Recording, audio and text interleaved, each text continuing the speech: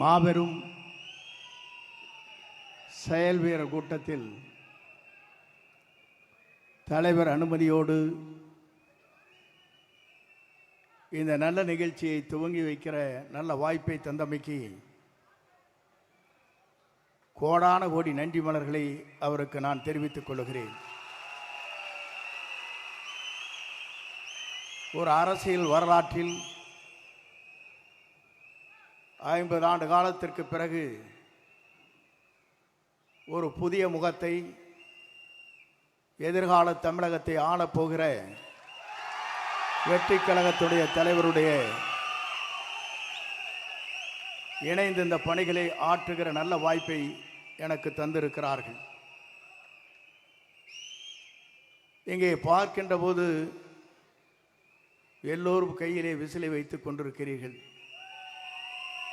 ஆனால் நாளை காவல்துறை கூட விசிலை வைக்க முடியாத சூழ்நிலை ஏற்படும்.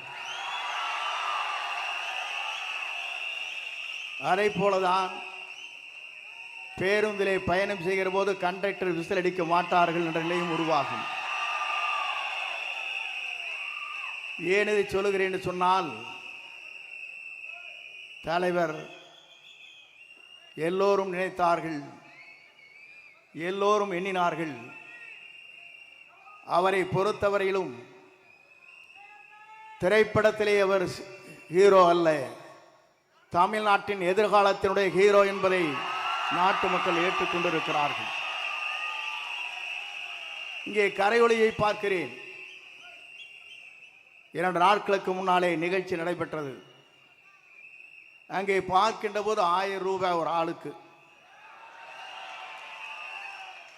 தொலைதூரத்திலே வந்த தாய்மார்கள் தூங்கிக் கொண்டிருந்தார்கள்.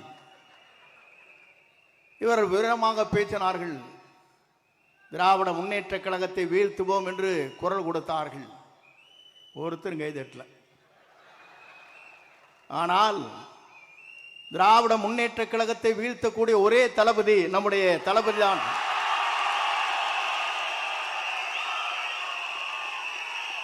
ஏன் இதை சொல்லுகிறேன் என்று சொன்னால், 10 கூட்டணி, 8 கூட்டணி, இதையெல்லாம் தூள் தூளாக்குற சக்தி யாரிடத்திலே இருக்கிறது என்று சொன்னால், வெற்றி கழகத்துடைய தலைவராக மட்டுமல்ல, எதிர்கால தமிழகத்தை ஆளப்போகிற நம்முடைய தமிழக முதலமைச்சருக்கு தான் அது உண்டு. நான் எதற்காக இதை சொல்லுகிறேன் என்று சொன்னால், பல தலைவர்களை பார்த்துவிட்டு இங்கே வந்திருக்கிறேன். புரட்சி தலைவரை பார்த்தேன். அப்போது நான் நினைத்தேன், சிறு வயது எனக்கு 26 வயதிலே சட்டமன்ற உறுப்பினர். அப்போது உங்களைப் போலதான் நானும் இருந்தேன். ஆனால் நம்முடைய தலைவரோடு இணைந்ததற்கு பிறகு எங்கு சென்றாலும் உங்களை பார்க்கின்ற போது ஆள் விட்டா போதுமப்பா, போட்டு முதிச்சு முடிதுரா. நீங்கள் ஒரு பக்கம் செல்ஃபி எடுக்கிறாங்க, ஒரு பக்கம் திருப்புறாங்க, ஒரு பக்கம் மாட்டுறாங்க. பெண்கள் அதற்கு மேலே ஓடி வந்து படம் எடுக்கிற காட்சியும் நான் பார்த்தேன். இது இந்திய வரலாற்றில் யாருக்குமே இல்லாத ஒரு புகழ் இவருக்கு இருக்கிறது என்ற வரலாறு இங்கே படைக்கப்பட்டிருக்கிறது. நான் அதை சொல்வதற்கு காரணம், நம்முடைய நோக்கம் தமிழ்நாட்டு மக்களை வாழ வைப்பதற்கு. ஏறத்தாழ 1000 கோடி ரூபாய் வருவாயை வேண்டியதில்லை என்று சொல்லிவிட்டு மக்களை காப்பதற்காக ஒரு தலைவர் இங்கே வந்திருக்கிறார் என்று சொன்னால், இந்த தலைவருடைய ஆற்றலும் சிந்தனையும் தொலைநோக்கு பார்வையும் மக்கள் கூர்ந்து கவனித்துக் கொண்டிருக்கிறார்கள். நான் அதை சொல்வதற்கு காரணம், பல இடங்களுக்கு செல்லுகிற போது சொல்வார்கள்,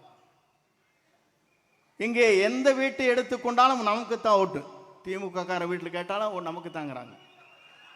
வேற கட்சி ஆரை கேட்டால் நமக்கு தான் ஓட்டுங்கிறாங்க. எந்த கட்சியை கேட்டாலும் அவருக்கு ஓட்டு போடுவாங்க, நாங்கள் மட்டும் தளபதிக்கு தான் ஓட்டு போடுவோங்கிறாங்க.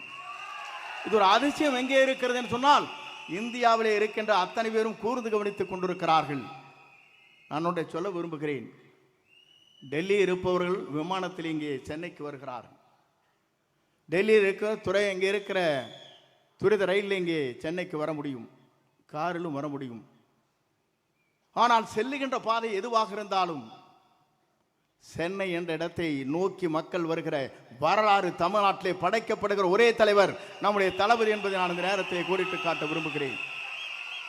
எல்லோரும் சொன்னார்கள், இஸ்லாமிய பெருமக்கள் சொல்வார்கள், இறைவனிடம் கையேந்துங்கள், அவனை இல்லை என்று சொல்வதாக. இந்து மதம் சொல்லும், கேட்பதை கொடுப்பவனை கிஸ்ஸா கிஸ்ஸா என்று சொல்லும். அதே போல கிறிஸ்தவ மதத்தை சார்ந்தவர் சொல்வார்கள், தட்டுங்கள் திறக்கப்படும், கேளுங்கள் கொடுக்கப்படும் என்று சொல்வார்கள். ஆனால் கேட்காமலே கொடுக்கக்கூடிய ஒரு தலைவர் தமிழ்நாட்டில் இனி தோன்ற போகிறார். அவர்தான் தமிழ் மண்ணிலே முதலமைச்சராக வரப்போகிறார். அந்த வரலாறு படைக்கிற காலம்தான். எல்லோரும் நினைத்தார்கள் 10 கட்சியின் கூட்டணி அசைத்து விட முடியுமான்னு நினைக்கிறார்கள். எல்லோரும் ஆடி போய் நிற்கிறார்கள். ஏனென்று சொன்னால் ஒருவர் புதிதாக தோன்றி இருக்கிறார். அந்த இரு கட்சியிலும் இருக்கின்ற தலைவர்களே அல்ல. ஏனென்று சொன்னால் தலைமை என்பது வேறு. ஆனால் இன்று இருக்கிற தலைமை ஆடி போய் நிற்கிறது.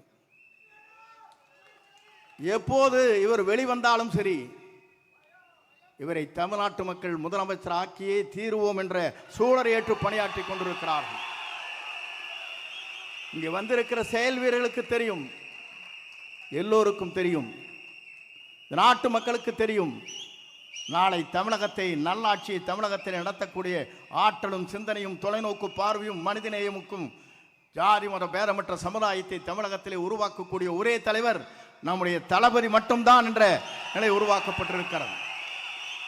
ஆகவே நீங்கள் கவலைப்பட தேவையில்லை.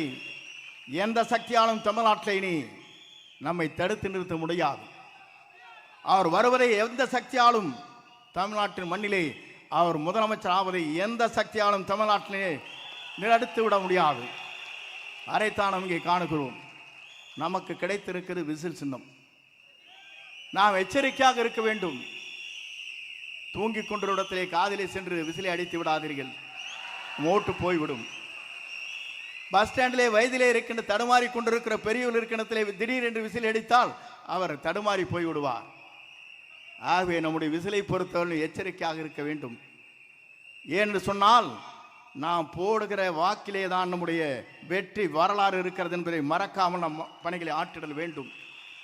இங்கே வந்திருக்கிற நீங்கள் அத்தனை பேரையும் நான் காணுகிறேன். உணர்ச்சி வசமாக இங்கே இருக்கிறீர்கள். 1000 கொடுத்து அங்கே கூட்டுகிறார்கள். 1 ரூபாய் கூட இல்லாமல் இங்கே கூடப்படுகிற கூட்டத்தை பார்க்கிற போது நம்மை வெல்வதற்கு எந்த சக்தியாலும் இனி தமிழகத்திலே இல்லை என்ற வரலாறு படைக்கின்ற காலமாக அந்த காலம் அமையும்.